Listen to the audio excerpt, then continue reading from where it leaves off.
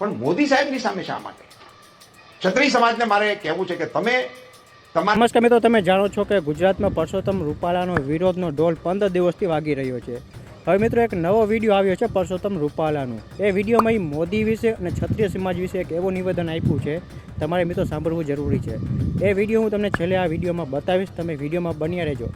મિત્રો વિડીયો જોયા પહેલાં તમને હું એટલી રિક્વેસ્ટ કરું છું, પ્લીઝ તમે આ વિડીયોને લાઇક નથી કર્યા તો વિડીયોને પ્લીઝ લાઇક કરી દેજો અને ચેનલને સબસ્ક્રાઈબ કરવાનું ભૂલતા નહીં. મિત્રો તમે આ વિડીયોને જુઓ. પણ મોદી સાહેબની સામે શા માટે? ક્ષત્રિય સમાજને મારે કહેવું છે કે તમે તમારા યોગદાનને યાદ કરો. આ રાષ્ટ્રના ઘડતરની અંદર તમારું કેવડું મોટું યોગદાન છે. પાર્ટીના વિકાસની અંદર તમારું કેવડું મોટું યોગદાન છે.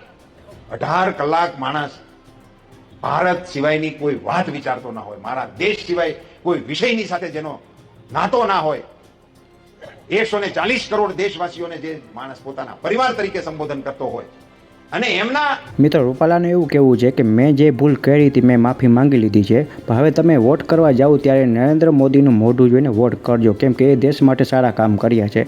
અને મિત્રો ઘણા કોંગ્રેસીઓ રૂપાલાનું નામ લઈને બીજેપીનો વિરોધ કરી રહ્યા છે.